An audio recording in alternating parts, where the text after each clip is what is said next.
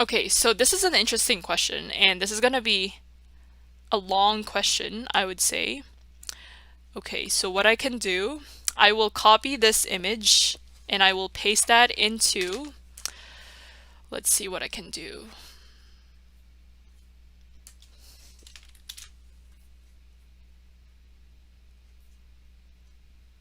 Because we're going to be looking at this, what do you call this? We're going to be looking at this image several times, so I wanted to have a snapshot and let's include that here.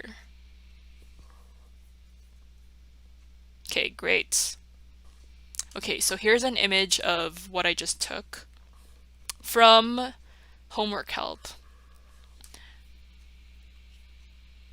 And just so you know, they're asking which equation is correct regarding the measure of angle MNP, right? As you can see, they're looking for this angle. And what is the right equation? So you have four options, right? A to D. So it's going to be a while just because we're going to prove the triangle, right? Which is LQM. And also we're going to be looking at this trapezoid over here, which is Q, M, and P. So if you imagine, okay, so we're now going to annotate on this figure, so just bear with me. Let's use, I'm just trying to think which color is the best one. Maybe we can use orange just so it doesn't camouflage with the purple. Okay, great. Okay, so let's focus on this triangle first, right? So we have the triangle LM, then you have this Q over here. Sorry, let me just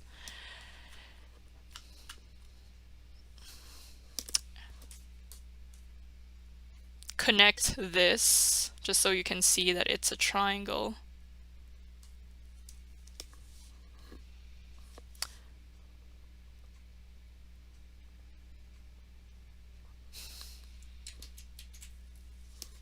Okay, first of all, Q is at the center. Just so you know, it's at the center of your circle, right? So that's where Q is. And obviously, we're going to have a triangle here. Okay, just imagine that this is your vertex Q, okay? Because I don't think this pen makes it even straight, but there is this triangle over there. You can draw that because you know that this is a point, right? So I know that they don't specifically tell you that there is a triangle, but by intuition, because you know that Q is your center, that means you can connect the dots, right? Starting from your vertex here, from this triangle, this is L, then you have Q and M, right? So just by looking at this triangle LQM, right? So this, and you have this as well, right? But I'm not gonna shade that or turn that into orange just because I think it's just gonna really become so messy. So let's focus on this. So this is what you focus on. So we have triangle LQM, right? So we need to kind of derive the following just by looking at this triangle. So first of all, remember that I said Q was the center and it's a point, right? So if you look at LQ and QM or MQ, you're going to see that they're going to be the radius or the radii of your circle, right? Because Q is your center, therefore, starting from your center, going towards your circumference or your I guess your exterior boundary for your circle, that's going to turn it into a radius, right? Radius means starting from your center, going all the way out, right? So you can actually say that LQ is equal to QM, right? So that's what you can say about your first statement. So LQ is equal to QM, right? And because it's an isosceles triangle, right? If you guys can see this, this is an isosceles triangle because you have two sides being equal to one another. Therefore, this side, right, the opposite angle of that would be angle this, right? So it's angle MLQ, right? So I'm talking about this side, right? The opposite angle would be this, right? And for this side, LQ, the opposite angle is LMQ. Does that make sense? So I'm just drawing this little arc over here to indicate that you have this angle and this angle being equal to one another, and it's because of the fact that you have an isosceles triangle. So for number 2, we're going to say you have QML, this angle. So QML is equal to QLM, right? Again, there is no preference to where you're starting. You can even start MLQ. It doesn't really matter as long as you make sure that L is the middle one and M is the middle one, right? So this is the one that we're trying to aim for, right? We're saying this M and L, they're equal to one another. Great. So because it's a triangle, right? The sum of the interior angles of a triangle is equal to 180 degrees, right? So that means you're going to say this, right, plus this, and LQM or MQL is going to be equal to 180 degrees, right? So you're kind of sort of proving here, I would say. So you have angle QML, right, which is QML, this angle plus that angle that we said because it's isosceles, right? So they're both equal to one another. We're going to say angle QLM, right? So it's this QLM, and we're going to say that LQM or MQL, as long as the Q is in the middle, so we're going to say this angle plus LQM is equal to 180 degrees because of the fact that the sum of the interior angles in a triangle is 180 degrees. Great. So we know that it's 180, so based from this equation, we're going to say that, okay, we're going to say QML is equal to QLM, right? I mean, the angles, right? Angle QML plus this, right? So we're going to combine them into just one term. And we're going to say that's twice of that. Why? Because we're saying angle QML is equal to angle QLM. So we're going to say twice of angle QML plus LQM, right, is equal to 180 degrees. So I'm just going to say that this angle and this angle, they're equal to one another. And because we're looking at two of them, so that's twice of angle QML. Okay, great. So we have that QML over here. And if you look at this LQM over here, can you guys see that? LQM. So this is basically what you call your central angle, right? This over here, I don't want to mark it because it's going to get so confusing, but basically this angle Q over here, you can say that because it's a central angle, essentially this angle Q would be equal to Z, right? Or Z.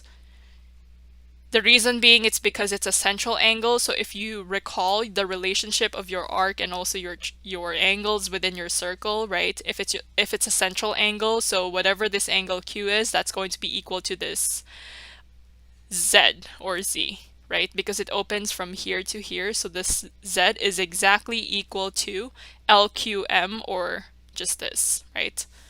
So we're going to say that this is plus Z and this is equal to 180 degrees. And the reason why we're equating this and turning this into Z is because, as you can see, all of your answers, your options are basically expressed in X and Y and Z, right?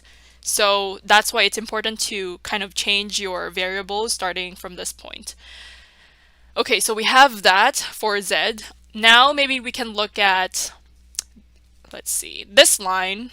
Can you guys see this? So L, M, and we have N over here. So LMN is in fact a line, right? A line segment here. LMN. Okay, so maybe we can actually draw some information from that. Okay, so this is going to be in this color green. I'm not sure if you guys can see this. Hopefully you guys can see that color. It's not too bad. Okay, so we're going to be focusing on line LN or LMN to be specific. Okay, let's keep this as LN. So it's from this point to this point, right?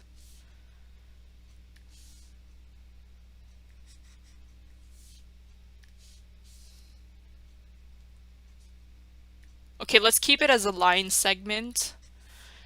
Okay, so we have line segment LN, right? Because you have a vertex here, so you can't really say that this is a line and you have this point, so let's just keep this as line LN. So you can actually say that this is also a straight angle, right? LN over here is a straight, actually LMN is a straight angle. So okay, maybe we can take a closer look. So if you see this, basically if you draw a vertical line from L to N, right? And then can you guys see this MQ? So there is a point at M, right? That's where this line and the circle kind of intersect.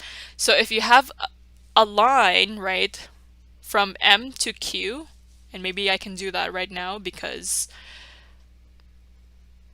okay, can you guys see that? So that creates two angles, right? You have an angle here and you also have an angle here, right? And basically they are a linear pair, right? So what's a linear pair? Basically it's two angles, right? They're adjacent and they're supplementary. That's what a linear pair is.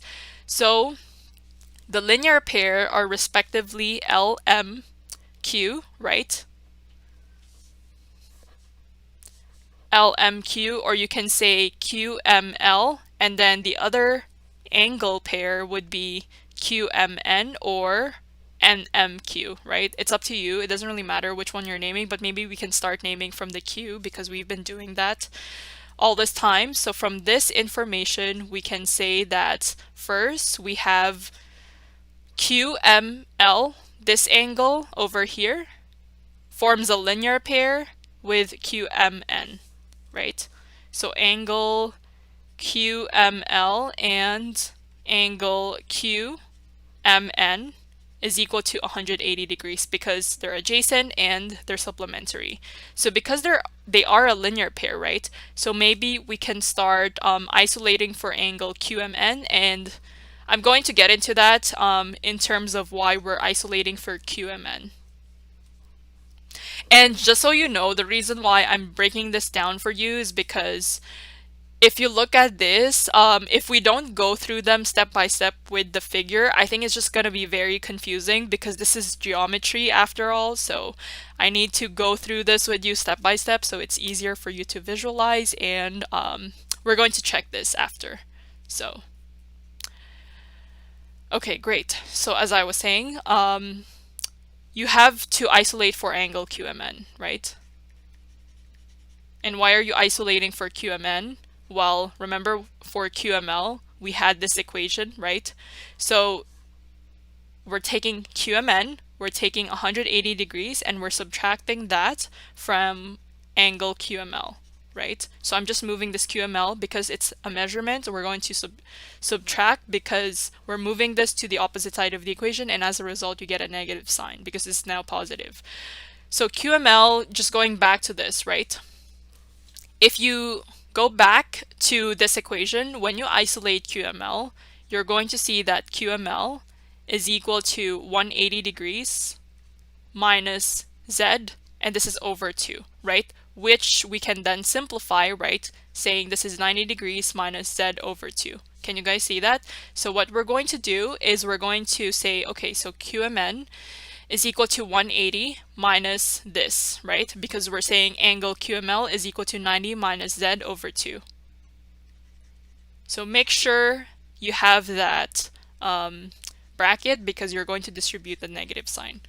Okay, great. So once we have that, we're going to say we have 180. This is minus 90 degrees. This is plus Z over 2, right? Because this negative sign gets distributed to this negative Z over 2. It becomes positive Z over 2. Then you have 180 degrees minus 90 degrees. So this is 90 degrees plus Z over 2. So once we know what angle QMN is, right, we can go ahead to the next figure. Actually, it's the same figure, but to the next polygon, which is the trapezoid. So we have this trapezoid.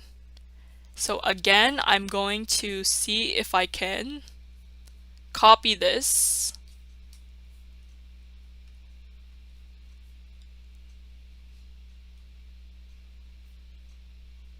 Because we're going to be drawing a trapezoid, so. And I think it's just easier for you to have the image right in front of you, and it doesn't work. Great. Okay, give me 1 second, guys.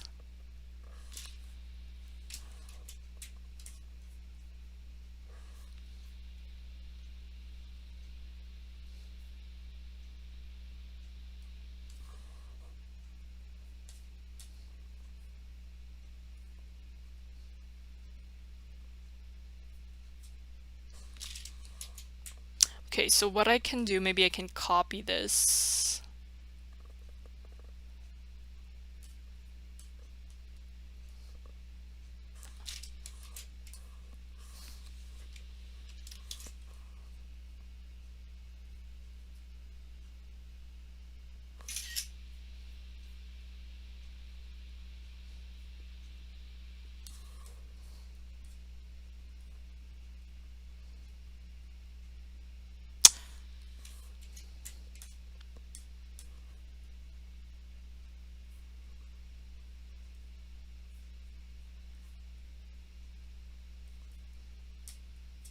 Okay, so I guess we just have to deal with this. Or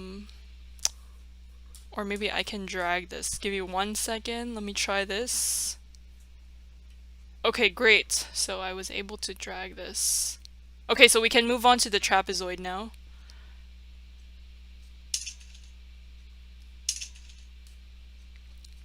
Okay, so remember what I said about the trapezoid, because you have this Q over here. So we're still looking at the same figure, but now we're taking information based from the trapezoid. Okay, so maybe we can use a different color. So let's use red. Have we used red? No, we haven't used red. So let's use red for the trapezoid. So because we said that Q is a point, so we can draw a trapezoid over here, and yeah, this is supposed to be a straight one. Great, so we have that trapezoid. Can you guys see this? M, Q, P, N, right? Or Q, M, and P, doesn't really matter. Just make sure that when you read your trapezoid, right, it's from one vertex to the other without skipping any of the vertices. Great, so we have this trapezoid, and just remember that this is a right angle, because we know that this is a radius, and it's exactly a right angle. Yeah, because it's straight. Yeah, this is supposed to be straight. Okay, maybe I can make this better.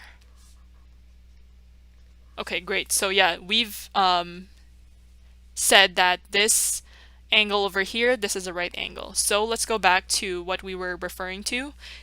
So remember, in a quadrilateral, or in a trapezoid, because a trapezoid is in fact a quadrilateral, so the sum of the interior angles in a quadrilateral, right, is 360 degrees, and therefore it's the same for a trapezoid. So in that case, if you added all of your angles, so now we're looking at a trapezoid, so we're focusing on angle Q, angle M, angle N, and P. We're going to say that in this trapezoid, Q, M, P, N, so this is the polygon that we're focusing on. So we're looking at angle Q, angle M, angle N, and angle P.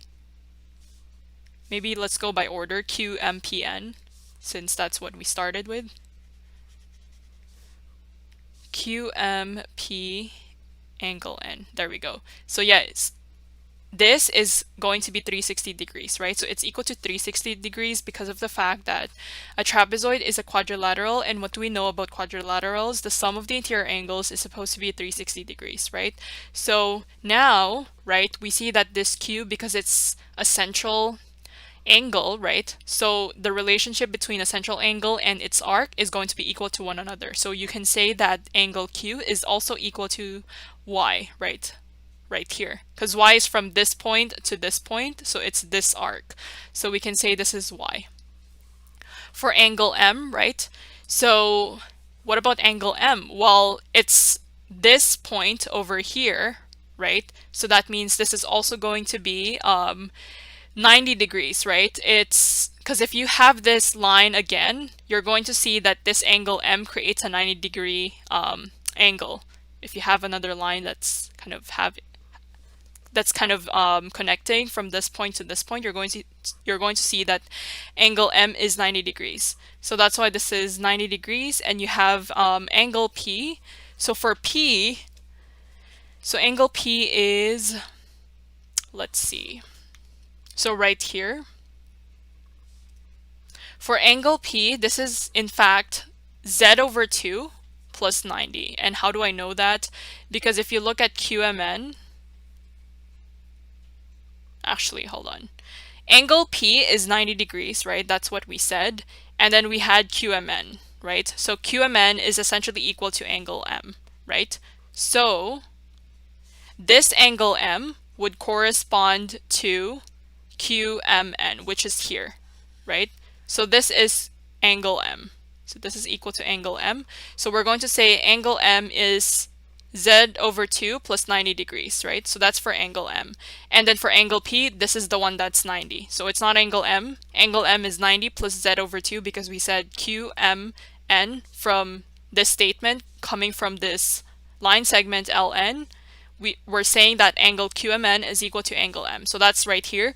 And then for P, because I've already indicated that it's 90 degrees, right? It's a perpendicular bisector. So this is going to be 90 for angle P.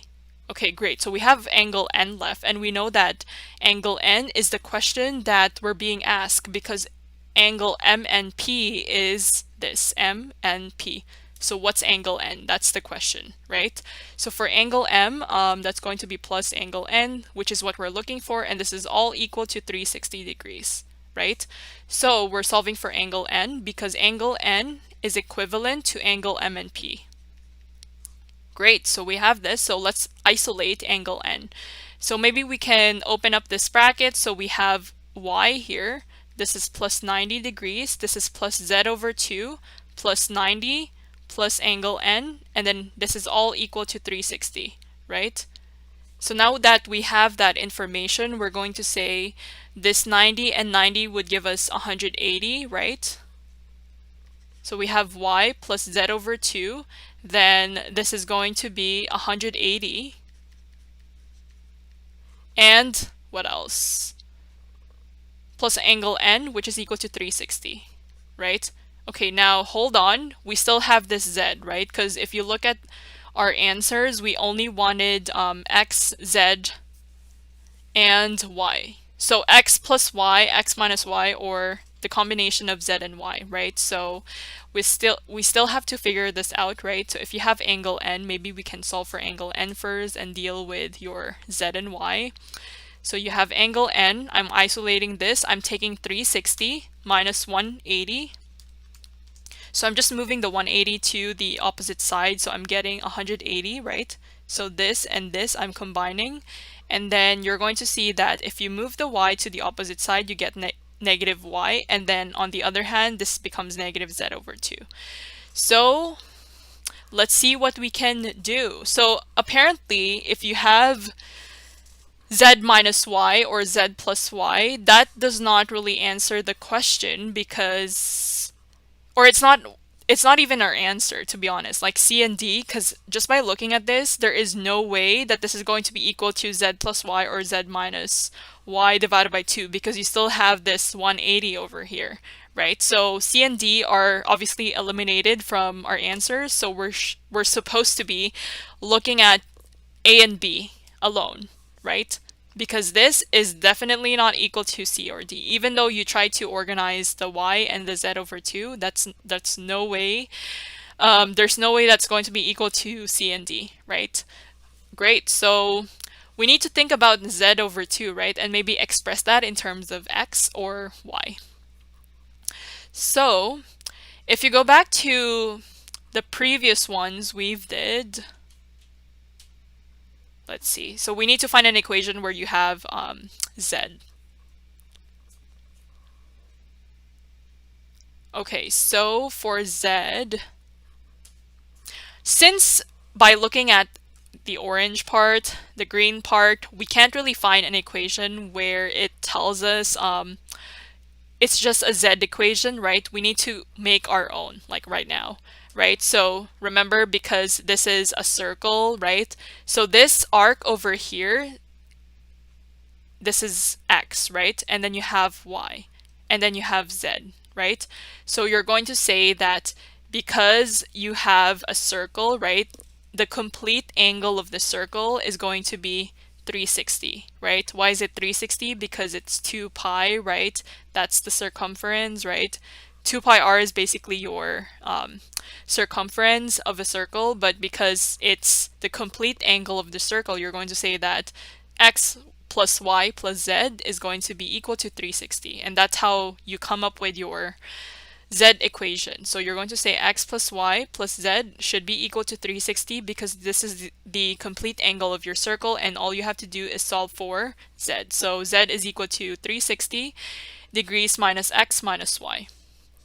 Then this is the one that you plug into your z, right?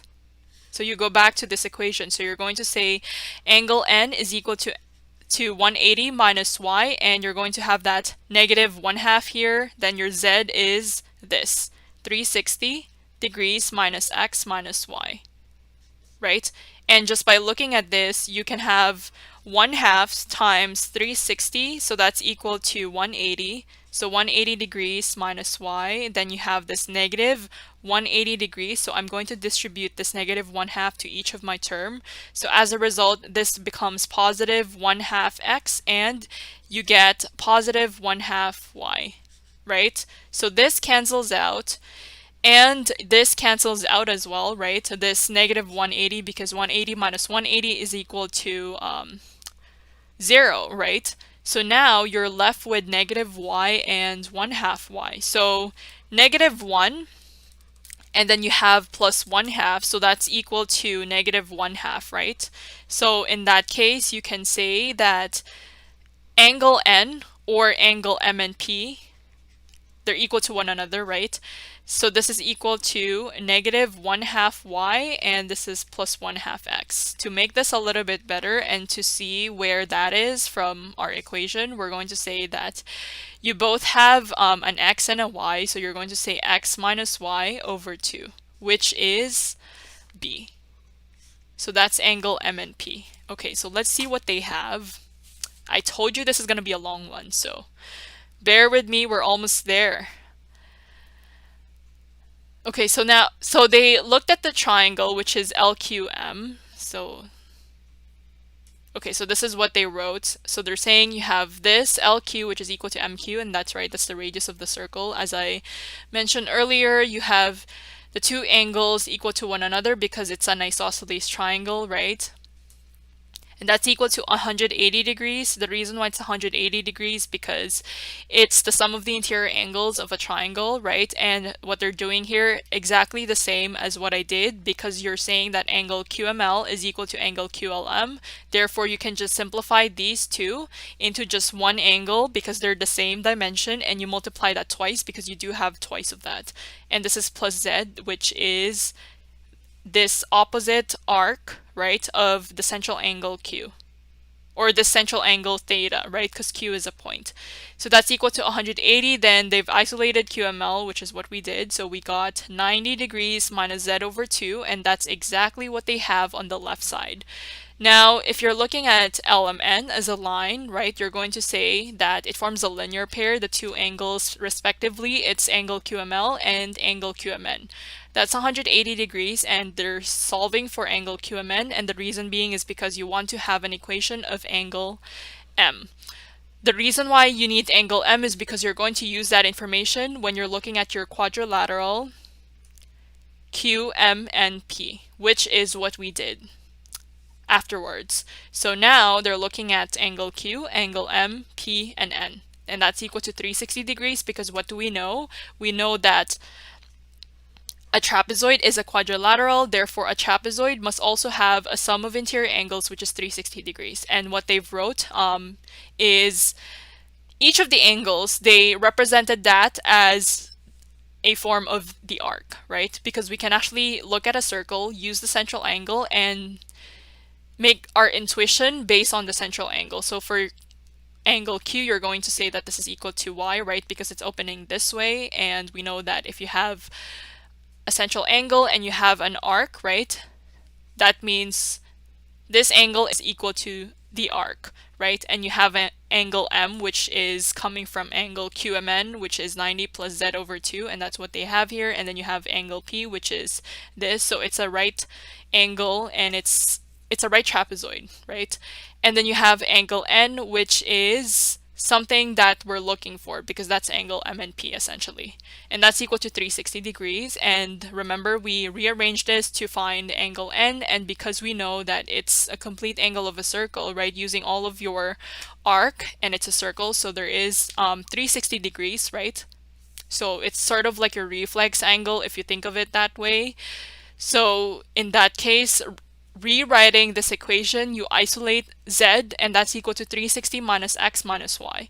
And all you have to do, right, because you know that just by looking at angle n, this is no way near your options, right, for your A to D answers. Therefore, you're going to maybe look at z and see if you can express z in the form of x and y. And that's what we did. We substituted z coming from the equation of the complete angle of a circle, which is 360. And then we took 360 minus x minus y and substituted that into z.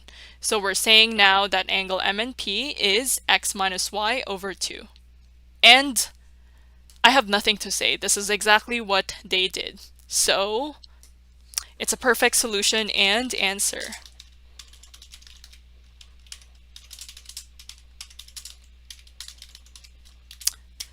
Amazing. Okay, so this is done.